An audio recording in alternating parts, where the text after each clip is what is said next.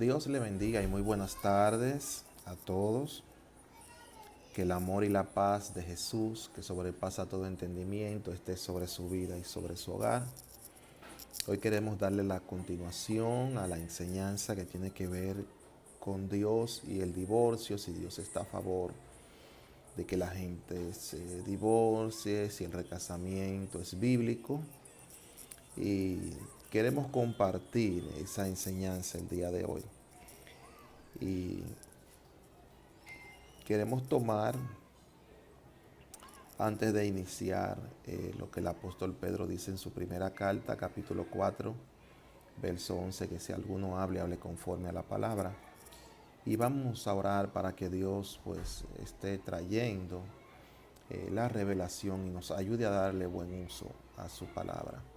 Amante Dios que moras en los cielos, te damos gracias, te bendecimos, te damos honra y alabanza. Señor, gracias por tu amor, tu bondad. Te pedimos en el nombre de Jesús que abra nuestro entendimiento y que nos ayude, Padre, a discernir tu palabra en el nombre de Jesús. Mira aquellos que van a escuchar, bendícelo a través de la misma, sabiendo y reconociendo que toda la gloria es tuya, mi Dios. Amén. En días pasados estuvimos haciendo referencia y explicando lo que es la fornicación y lo que es el adulterio. Adulterio ya es cuando hay un matrimonio establecido. Matrimonio, no unión libre, que la gente llama unión libre, eso es fornicación. Ya cuando hay un matrimonio establecido y uno de los dos pues decide pues tener un romance fuera de ese matrimonio, pues se convierte en un adulterio. Ya la fornicación tiene que ver a lo que las personas suelen llamar unión libre, pero en sí eso es fornicación.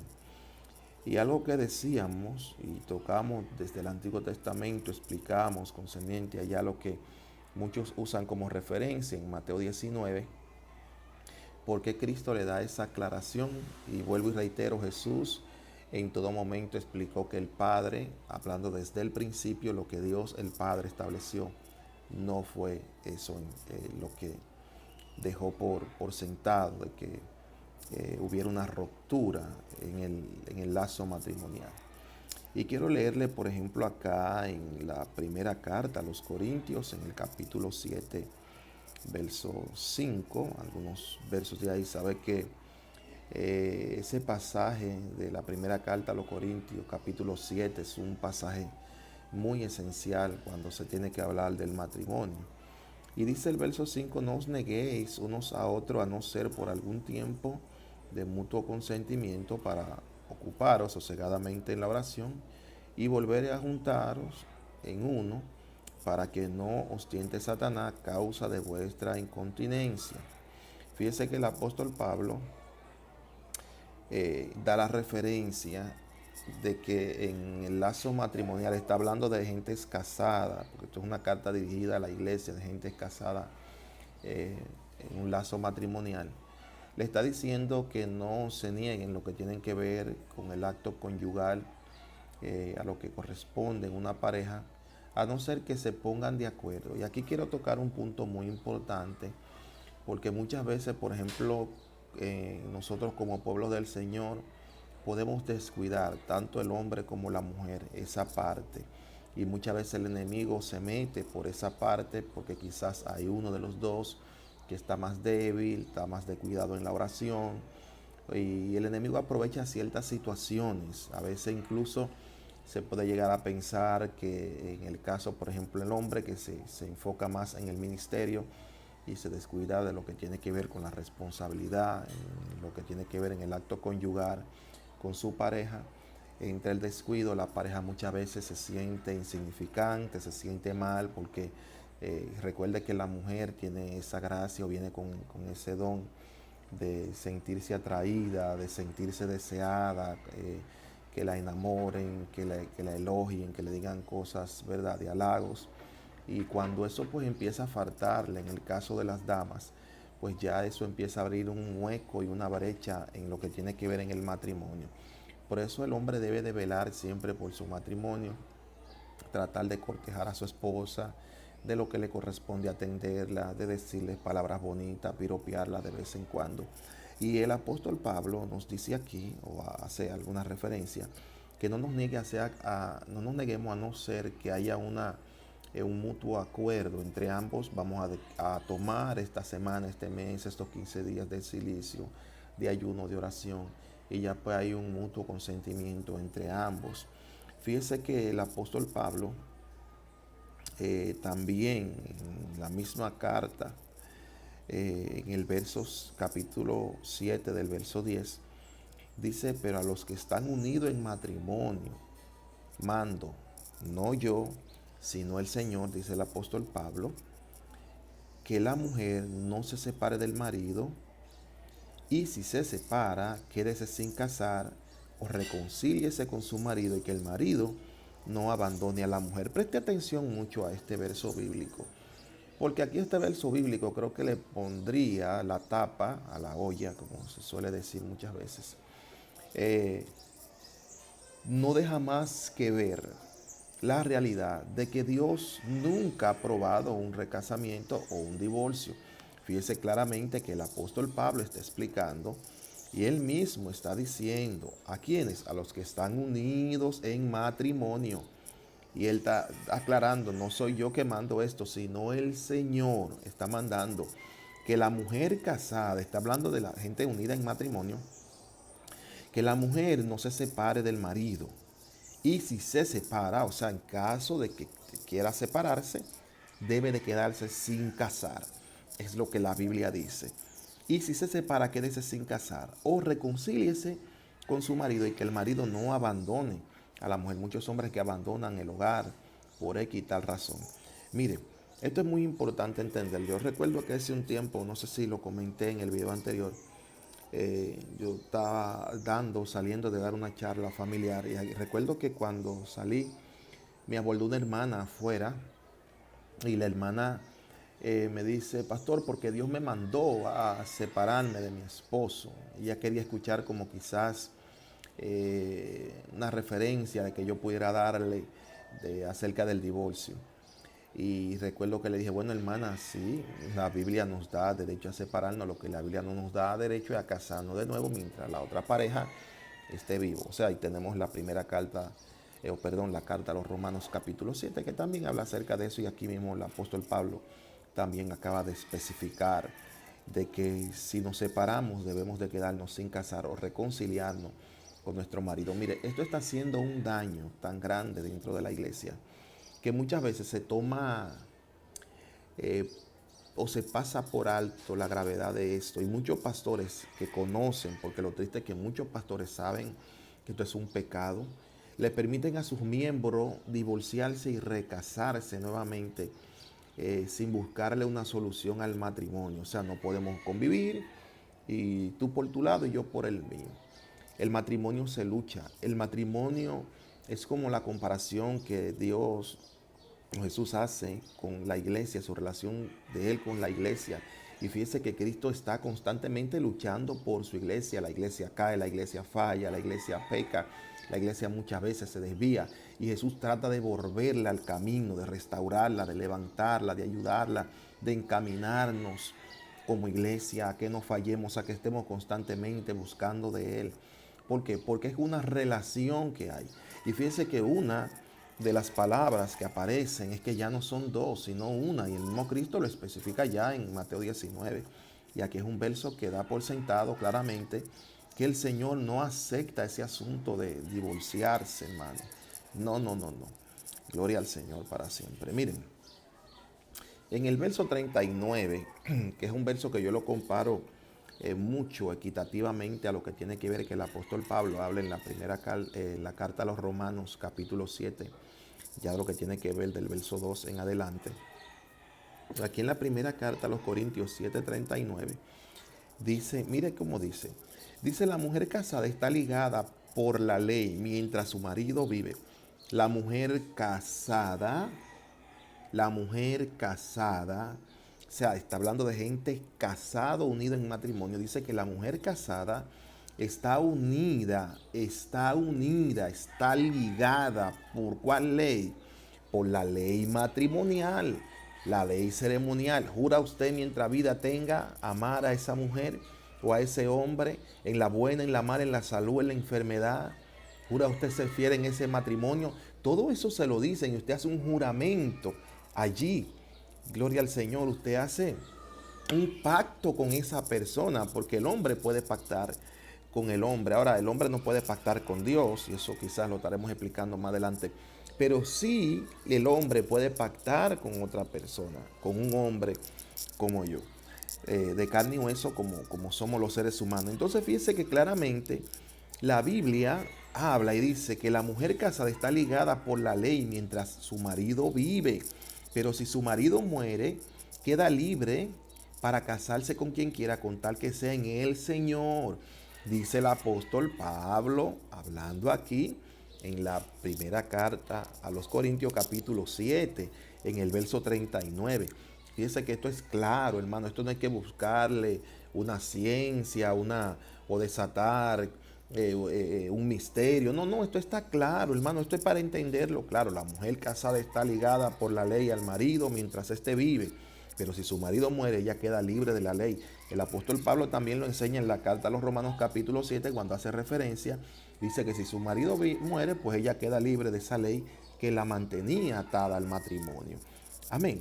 Entonces, fíjese que Pablo dice que después que la persona, uno de los dos, pues muere, pues entonces esa persona queda libre de unirse o casarse en matrimonio con tal que sea en el Señor.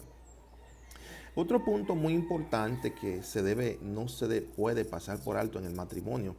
Miren, hoy mucha gente suelen comprometerse, y es tristemente ver que muchos pastores incluso están comprometiendo a muchos de sus jóvenes, jóvenes que ni siquiera están trabajando, no tienen un sustento, una economía eh, para, para la manutención de ese hogar.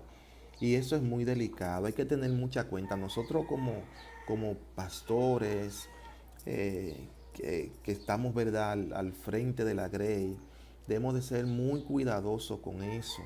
¿Por qué?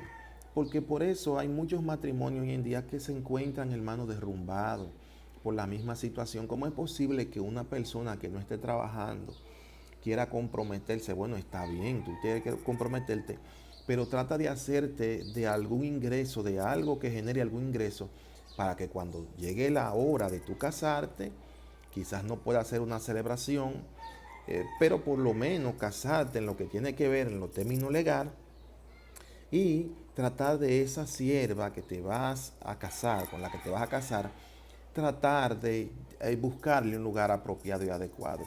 Fíjense que aquí que el apóstol Pablo, esto tiene que ver con muchas cosas. Pablo en la primera carta a Timoteo 5:8 dice: porque si alguno no provee para los suyos y mayormente para los de su casa, ha negado la fe y es peor que un incrédulo. Esto no está hablando de gente impía, esto está hablando de gente creyente, porque está hablando que el que actúa de esa forma dice que es peor que un incrédulo. O sea, no está hablando de gente no creyente, está hablando de gente creyente, y dice que ha negado la fe. ¿Quiénes son los que van a negar la fe? Gente que ya han profesado fe. Entonces, fíjese que Pablo enumera aquí y menciona acerca del trato que debe de haber, y esto le está escribiendo a los hombres. No piense que a las mujeres, no, es al hombre directamente. Recuerde que el trabajo en el huerto se le dio al hombre. Amén. Eso es el término que la Biblia enseña. Ahora, la mujer es una ayuda idónea. No es que la mujer no pueda no trabajar o colaborar con el hogar, pero la responsabilidad de la manutención de ese hogar le corresponde al hombre. Eso está trayendo muchos problemas hoy en día, porque hoy tenemos muchas mujeres lanzadas en la calle trabajando, y los hombres, hermano, están de vago en la casa, en el hogar, supuestamente porque Dios los llamó a tiempo completo al ministerio, pero no salen a predicar, no salen a hacer nada. Están supuestamente las 24 horas del día pegados frente a un televisor buscando la revelación, supuestamente entre comillas, según ellos. Fíjese que aquí la Biblia manda a proveer al hombre. Esto es directamente al hombre que le está escribiendo, al hombre cristiano, al hombre que profesa fe de ser cristiano, de que le sirve al Señor.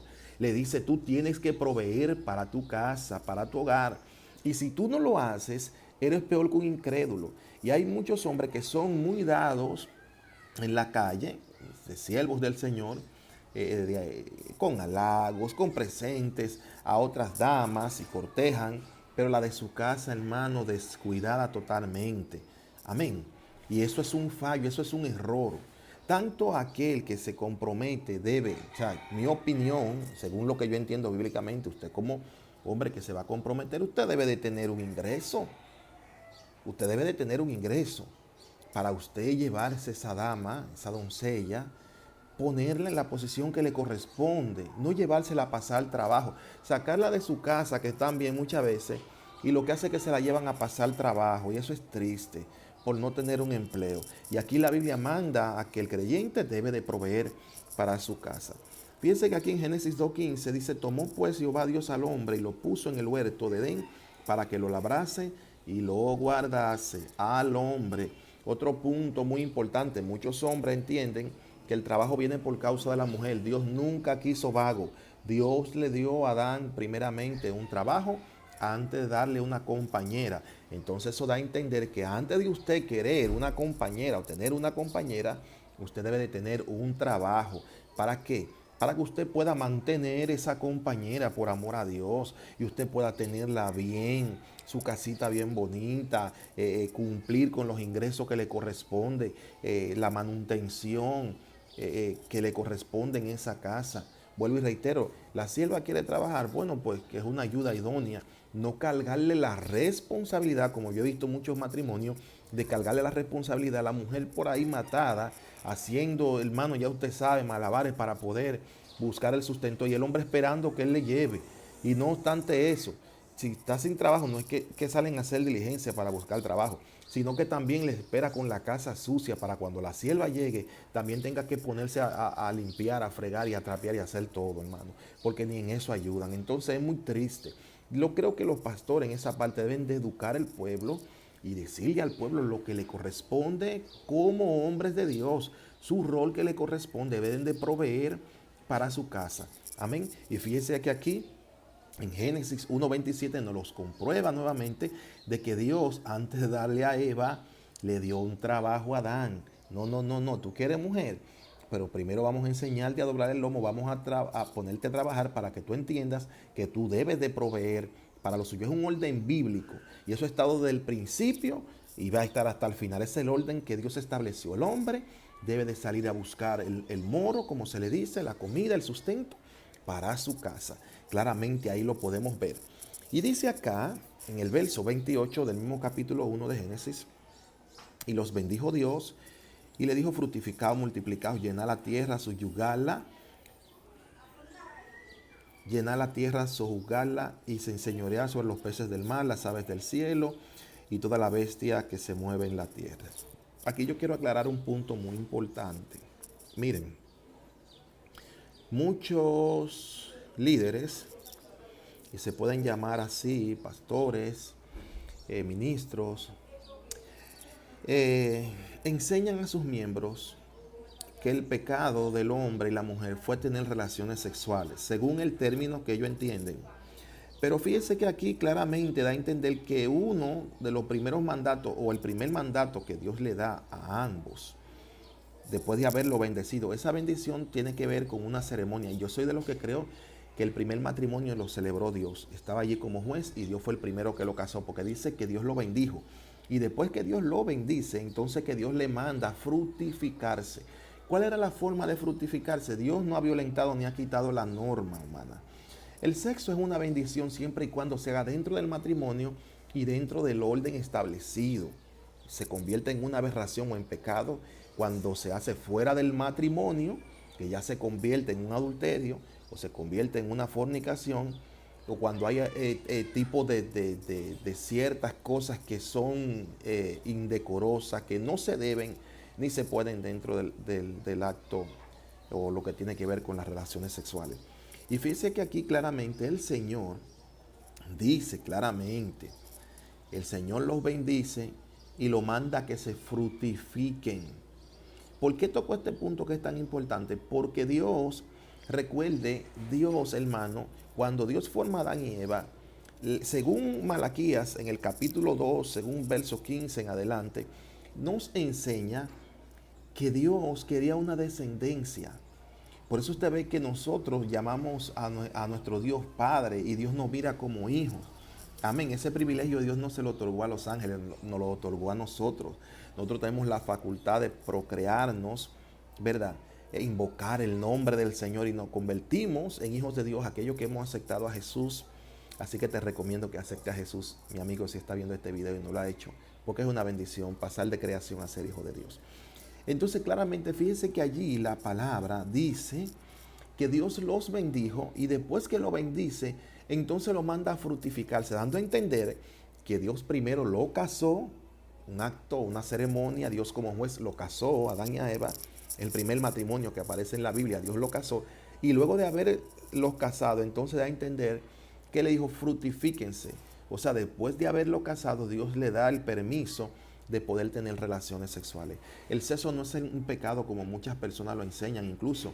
Por eso hay gente que ve quizá a los pastores como menos espirituales que quizá un sacerdote, que supuestamente, entre comillas, no se casan, pero viven teniendo relaciones sexuales dentro de su ámbito, su entorno. Por eso hay tanta homosexualidad y tantas cosas ahí que no quiero entrar en ese tema. Pero el caso es para que usted vaya viendo, porque el orden de Dios, lo establecido por Dios, fue que un hombre y una mujer tuvieran relaciones, claro está, dentro del orden que Dios estableció y luego del matrimonio. Es lo que podemos ver a la luz de la Biblia. Y claramente es algo que no se puede esconder, no se puede tapar, está ahí bíblicamente. Entonces, yo quiero ya terminar por el día de hoy. Quizás en otra ocasión vamos a continuar con este tema. Es un tema bastante extenso, que tiene mucha tela, como dicen, por donde cortar. Pero sí esperamos en el Señor que esto te haya sido de bendición y que te pueda ser de provecho, mi amado amigo. Recuerda que el matrimonio es una bendición, siempre y cuando todo se haga en el orden del Señor. Así que vamos a dejarlo hasta la próxima. Dios te bendiga mucho, Dios te guarde. Y recordándote que el amor y la paz de Dios, que sobrepasa todo entendimiento, esté sobre tu vida y sobre tu hogar. Dios te bendiga grandemente.